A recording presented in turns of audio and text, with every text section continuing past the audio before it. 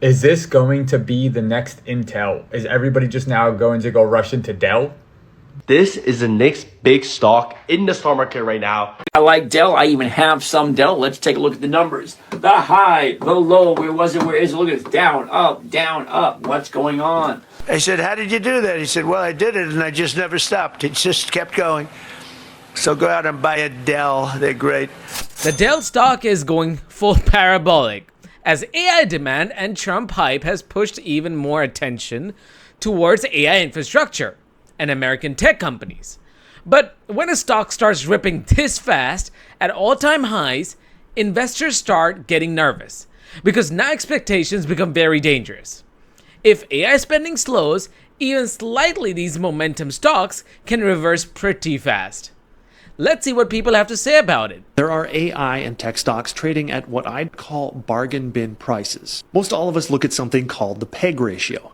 It's the price to earnings ratio divided by the earnings growth rate. And here's why that matters. A PEG that's under a 1 means that you're paying less than the company's growth rate would normally justify. Anything that's under a 1, in simple terms, is a deal. And right now, there are several high-quality names well below that line. AMD and Qualcomm are both sitting at a PEG of 0.57. Dell's at 0.61. Micron at 0.64, and Broadcom at 0.75. And the best part is these are not speculative penny stocks. These are companies with real revenue, real earnings, and real cash flow. So over here, what he's basically saying is that some AI and semiconductor stocks might actually still be cheap, despite the massive AI boom. Here's something called as a PG ratio. A PEG ratio compares the stock price versus company growth. And in simple terms, if a company is going pretty fast, but the stock price hasn't risen much, investors may consider it undervalued. Usually a PEG ratio under 1 is considered attractive. And here he's saying companies like AMD, Qualcomm, Dell, Micron, and Broadcom still have relatively low PEG ratio, despite having all of this AI hype. Over here, the important part is, these aren't tiny speculative companies. These are massive businesses already making billions in revenue. So the argument over here is basically, even after the huge AI excitement, some investors still believe that certain semiconductor stocks could still have more room to run. Let's see what the next video has to say about this. If you didn't see this, you're running in the wrong circles and it's time to expand yours. Dell stock is up 12% today for the sole fact that President Donald Trump just So is aftermarket. It's still up. Let me tell you guys, only a few hours away from the markets being open. Whew. that go out and buy Dell. They're great. This is the leader of the United States telling people to buy a specific stock. Now you're thinking to yourself, why would anybody listen to this man about this, right? Is it because he's good at business, he was on TV, all of that? Family, no. It's because they're trying to chase what happened with Intel. It ripped up over 500%, and now Dell, being a similar-ish company to Intel, they're starting to get new partnerships. I like how he just says it like similar-ish. I love this dude. And they're trying to make a run just like Intel did. And a lot of this happened in the last 3 months with Intel. So now you look at Dell stock is $262. It's up 13% today and a little bit up in the after hours. This is telling you that you got to put this one on your watch list and follow it close. Does it mean run out and be a crash test dummy and go out and buy it without understanding it? The answer is no. Make sure you're following the right people on the internet so you don't miss out on stuff like this.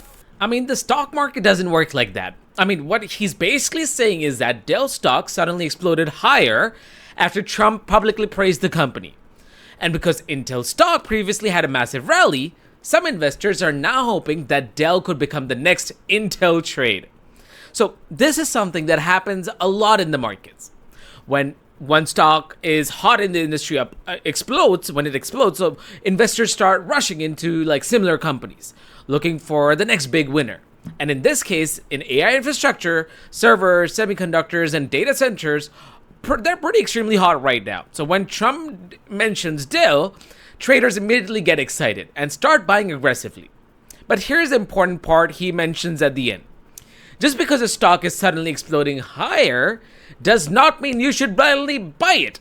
And a lot of momentum stocks can move on hype, headlines, and social media excitement. And sometimes investors start chasing stocks without even understanding the actual business. That's how people end up buying near the top. So the real takeaway is, pay attention to momentum. watch list these companies and understand why these stocks are moving. But just don't have the FOMO into trades just because everyone else is excited. But you should also understand that the stock has already given a massive rally. And no one knows how much further it can even go. Would it go even higher, or would it go lower? So you have to be careful. Let's see what the next person has to say about this. We have ASTS making an announcement yesterday that they're going to have a new Texas factory manufacturing facility, and they're going to be pumping out next-gen Micron satellites. What the f*** does a satellite need? What kind of RAM does a satellite need? MRAM, radioactive-proof RAM, heat-resistant RAM, like I've been saying. I said MRAM's going to do the damn thing, even if they don't break out in the data centers, because they want so many goddamn satellites in space spying on everybody's not even funny. And then you have Intel. Trump went into Intel. And then you have Dell, and I don't know, when Dear Leader is gone, the American government still invested in Intel. I imagine JD and Marco and Petey Boy are going to continue this techno-feudal takeover. I mean, the techno-feudal takeover can't stop, so Dell could be a nice hold. I mean, I'm not going to go into Dell. I'm not in Intel, but I know you guys are, and that's a nice one. It's a nice one. Timmy Boy, and now that Tim Cook, that f***ing weasel... Well, she's suggesting to hold on to Dell. I'm not so sure if it's the right decision to make new positions or to just hold whatever we currently have. Isn't in charge of Apple anymore. I think Apple could do real well. Everybody has Apple. I don't know anyone that doesn't have an Apple. I don't know how to use another device at all. So you look at all of the millennial idiots like me. And my dad, he can't use anything. My mother, Jesus Christ. And who has all the money? The boomers. The boomers is like Apple. I don't know what to say. And then Apple not spending any money on AI and just incorporating everyone else's billions and billions and billions and billions of R&D AI research into their devices. Seems like a very, very wise strategic setup to me. I don't know.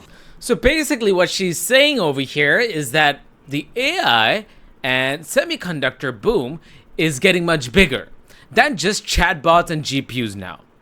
She's talking about satellites and memory chips, and modern satellites actually need specialized memory and processor. She's right on that, because they operate in extreme conditions like radiation and heat in space.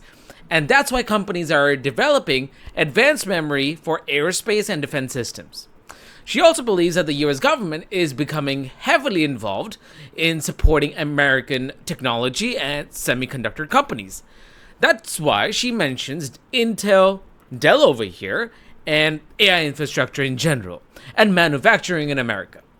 The bigger point she's making in this is that investors are starting to believe that AI, semiconductors, and data centers, satellites, and defense technologies could all become connected into one massive long trend. And then she talks about Apple. She argues, over here, Apple will definitely benefit from the AI without spending nearly as much as other companies instead of buying everything themselves. They have a lot of money. And Apple can simply integrate those AI technologies created by others into iPhones and their other devices that billions of people are already using. And because Apple has extremely loyal customer base, some investors believe that the company is still positioned very strongly in the long run.